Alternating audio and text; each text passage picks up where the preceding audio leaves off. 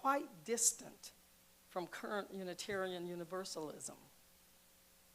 After all, 4.5 centuries is a long time for Unitarians and Universalists. Therefore, this sermon is like the prequel to last Sunday's Love at the Center, because it is a historical account of the birth of freedom of religion before the two strands of Unitarian and Unitarianism merged into the system that exists in the Americas today. Therefore, to understand how we became the current system of belief, we need to return to those hopeful heresies with roots far back in the distant past. There have always been big fights over changes in religions, in religious beliefs and practices, all throughout history of Christianity, with different people saying their version is the real version. However, for a short time, religious toleration was the rule of the land in 16th century Transylvania. So when his mother died, the newly crowned King John Sigismund found himself ruling a country divided religiously among Roman Catholics, Calvinists, and Lutherans. Among his advisors were George Biandrata, and a Polish physician and skilled politician, and the court preacher, David Franz. You see, in Hungarian, the family or surname precedes the given name. So he's known to us here in the West as Francis David. Both Biandrata and Francis David were members of the Calvinist tradition, which is that God selected a limited number of souls to grant salvation, and there's nothing any individual person can do during their moral life to alter their eternal fate. King John Sigismund realized that there was no possibility of compromise among the various interpretations of proper doctrine. Therefore, he issued an edict that each person was free to support their chosen understanding of Christian doctrine. So this allowed both the advisor and the court preacher to begin exploring questions concerning the doctrine of the Trinity and the deity of Jesus. Now, as you might expect, their exploration and unorthodox interpretations of Christian doctrine caused considerable concern among other members of the Reformed clergy. In those days, doctrinal matters in Transylvania were fully aired by convening a formal debate.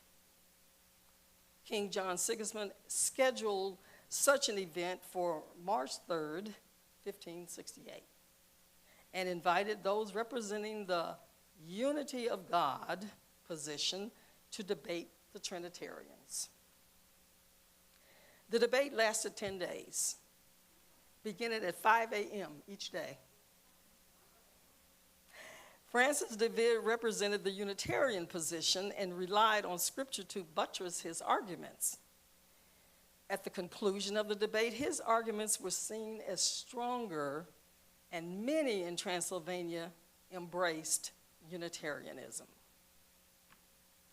A second debate the following year led the king to declare that he himself was Unitarian and that there should be religious toleration in the land.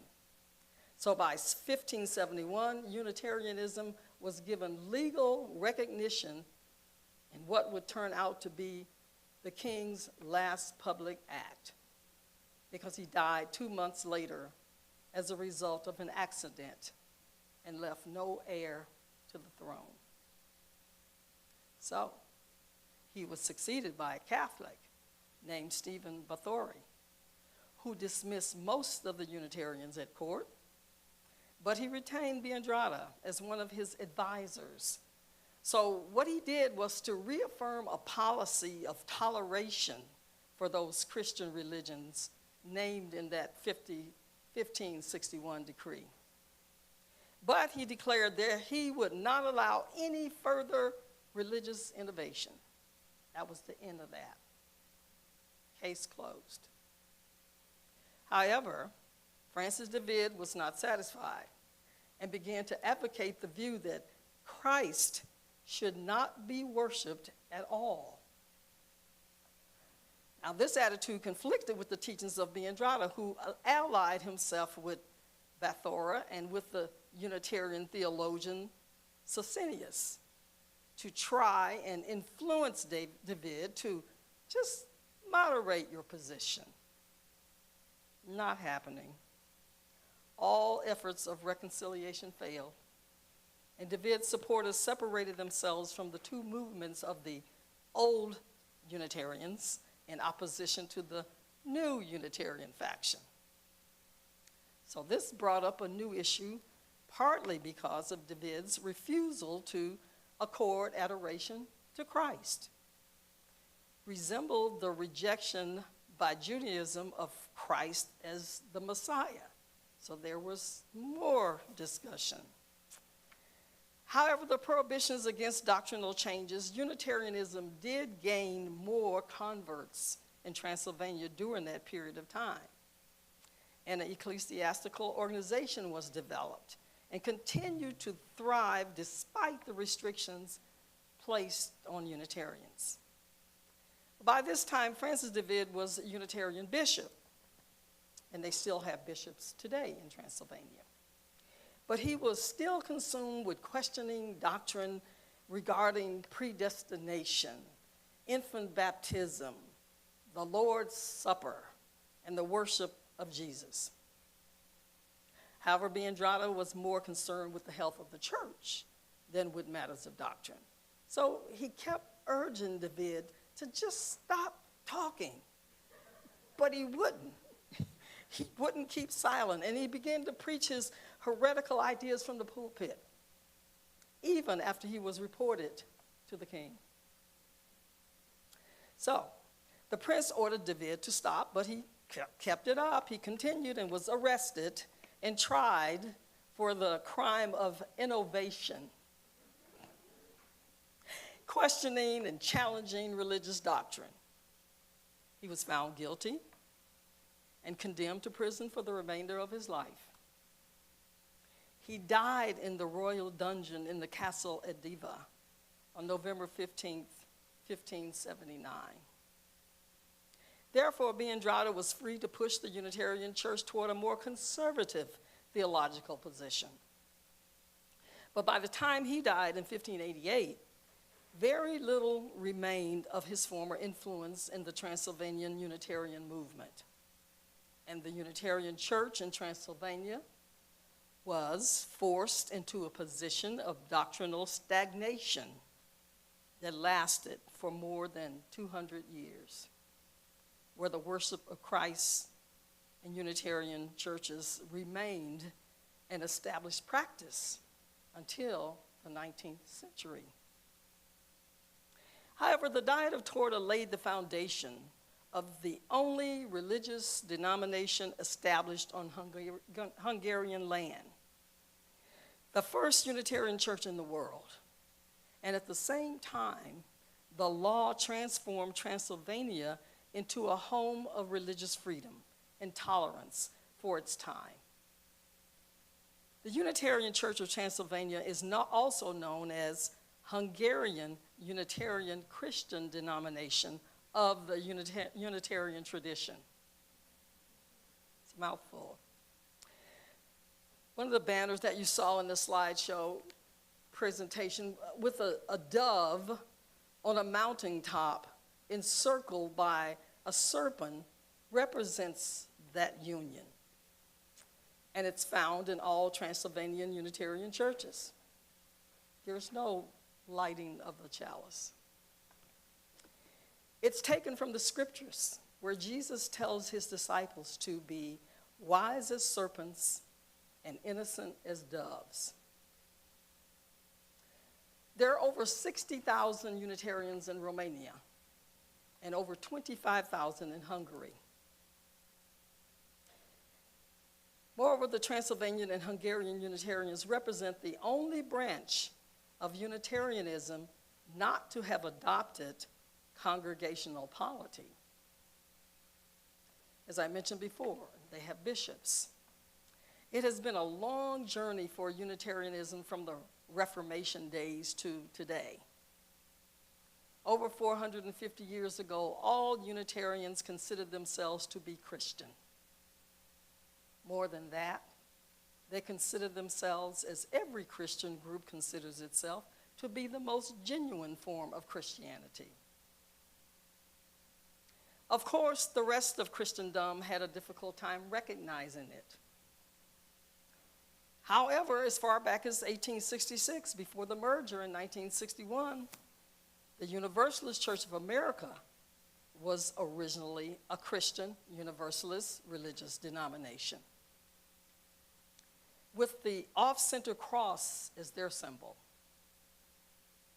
In New England, where some of the oldest church buildings are Unitarian, it's fairly easy to identify them. Instead of a cross on top of the steeple, there's usually a weather vane. Many Unitarians today find it awkward, even puzzling, to understand how our forefathers could reject the doctrine of the Trinity, yet still consider themselves Christian. But the early Unitarians were thoroughly biblical in their convictions, and so are the Unitarians in Transylvania today. The ministers preach from the New Testament. However, there are really two radically different religions in the New Testament. Because if you examine only the words of Jesus, that is, his teachings, you will find nothing remotely resembling a Trinitarian formula, which asks us to worship him as if he were a God. Absolutely nothing.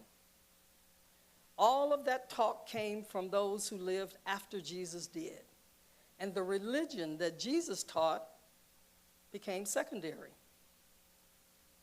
Most Unitarians have forsaken the label Christian. However, there is a sect, if you will, within our denomination known as the Unitarian Universalist Christian Fellowship. It was founded in Boston in 1945 and has members and small groups across the country. This group of Unitarians proudly and gladly claim the label Christian, refusing to let others define it for them. Moreover, in many of their Unitarian churches, the cross is still prominently displayed. But isn't that the joy of religious freedom?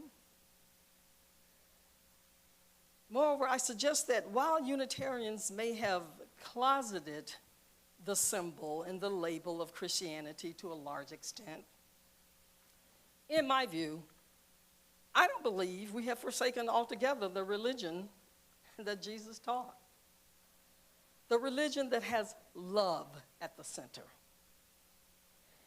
Our international partners in Transylvania, Hungary, and around the world understand the Edict of Torda as their moment of birth and establishment, as a basic part of their spiritual DNA.